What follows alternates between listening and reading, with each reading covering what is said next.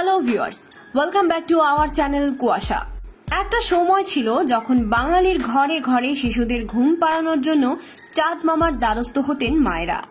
আর কত ছড়া, কবিতা, গান বা গল্প লেখা হয়েছে চাঁদ নিয়ে, তার হিসাবই নেই। আমরা বুঝতে পারি বা না পারি, আমাদের জীবনে চাঁদের গুরুত্ব যে কত তা বলে শেষ করা যাবে না। চাঁদ বিস্ফোরিত হয়ে গেলে কি ঘটবে তা জানতে পড়ুন এই বিশেষ প্রতিবেদন। তার আগে চাঁদের জন্মের ইতিহাসটা খানিকটা বুঝে নেওয়া যাক। অনেক অনেক বছর আগে যখন আমাদের এই পৃথিবী কেবল তৈরি হয়েছে, তখন সূর্যকে ঘিরে একাই ঘুরত গ্রহটি।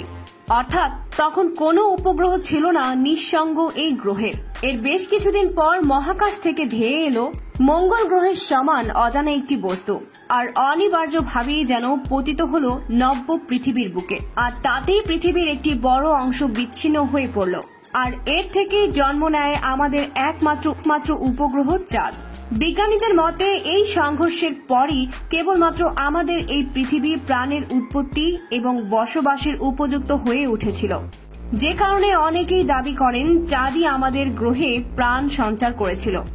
প্রাণের জীবন ধারণের জন্য চাঁদের ভূমিকা যে কত তা একটি ছোট্ট উদাহরণে বোঝানো যেতে পারে।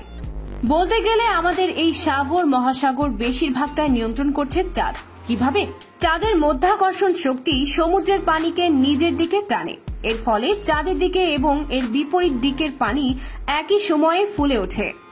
চাঁদ যখন দূরে সরে যায় তখন স্বাভাবিকভাবেই পানি নেমে যায়। এই প্রক্রিয়াকেই আমরা জোয়ার ভাটা হিসেবে জানি।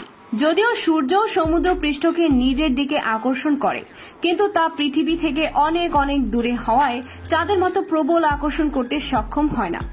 যে কারণে যদি কোনো কারণে চাঁদ আকাশ থেকে উধাও হয়ে যায়, তবে পৃথিবীর সমুদ্র পৃষ্ঠের নিয়ন্ত্রণ চলে যাবে সূর্যের হাতে, আর এর ফল হবে মারাত্মক।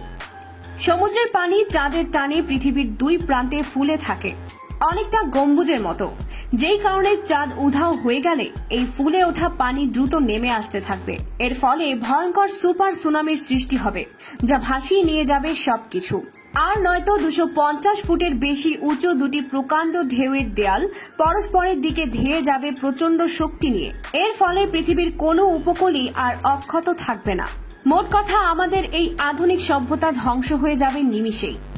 সুনামি হয়তো একসময় শান্ত হবে, কিন্তু এই পৃথিবী আর আগের মতো থাকবে না। আবহাওয়া বা জলবায়ু পরিবর্তন হবে নাটকীয়।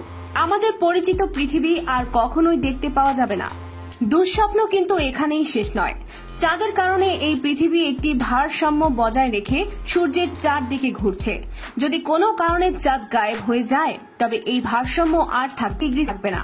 ছেড়ে দেয়া পাগলা ঘোড়ার মতো পৃথিবী ঝাঁকি খেতে থাকবে উদ্দেশ্যহীনভাবে। এর ফলে বিনষ্ট হবে প্রাকৃতিক শৃঙ্খলা। স্বাভাবিক ঋতুচক্র ধ্বংস হয়ে যাবে। শীত গ্রীষ্ম বলে কিছুই থাকবে না।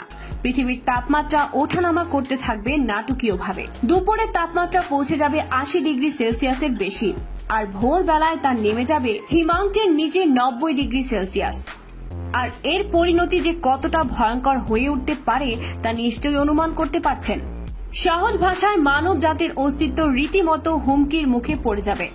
গবেষকদের মতে এরকম পরিস্থিতি তৈরি হলে অপেক্ষাকৃত দুর্বলরা সবার আগে নিশ্চিহ্ন হয়ে যাবে, আর যারা শক্তিশালী তারা হয়তো ধীরে ধীরে এই চরম প্রতিকূল আবহাওয়ার মধ্যেই নিজেদের রক্ষা করতে সমর্থ হবে। কিন্তু সেই পৃথিবীটা হবে মানুষের জন্য অচেনা একটি পৃথিবী, সম্পূর্ণ নতুন একটি অধ্যায়। এছাড়াও পৃথিবীতে প্রাণের একটা বড় অংশ বাস করে সমুদ্রে, আর পরোক্ষভাবে জীবন নির্ভর করে চাঁদের উপর। সমুদ্রের খাদ্য শৃঙ্খল নির্ভর করে জোয়ার ভাটার উপর। যেই কারণে চাঁদ না থাকলে সমুদ্রের অধিকাংশ প্রাণী বিলুপ্ত হয়ে যাবে, আর এর প্রভাব পড়বে সমগ্র মানব জাতির ওপর। কিন্তু কিভাবে পৃথিবীর একমাত্র ওই উপগ্রহটি নিশ্চিহ্ন হয়ে যেতে পারে? এর একমাত্র গ্রহণযোগ্য উপায় হতে পারে বিস্ফোরণ। একটি প্রচন্ড বিস্ফোরণের পরে গোটা চাঁদই মহাজাগতিক ধুলোতে পরিণত হতে পারে। একটি প্রচন্ড বিস্ফোরণের পরে গোটা চাঁদটাই মহাজাগতিক ধুলোতে পরিণত হতে পারে। আর এটা ঘটলে আমাদের এই পৃথিবীও আর এমন থাকবে না। সম্পূর্ণ অপরিচিত এবং নতুন একটি গ্রহে পরিণত হবে তা। আর যদি চাঁদ বিস্ফোরিত হয়ে টুকরো টুকরো হয়ে যায়, তবে ওই টুকরোগুলো এক সময় পৃথিবীর মাটিতে এসেই আছড়ে পড়বে। আর তার পরিণতিও কিন্তু কম ভয়ঙ্কর হবে না।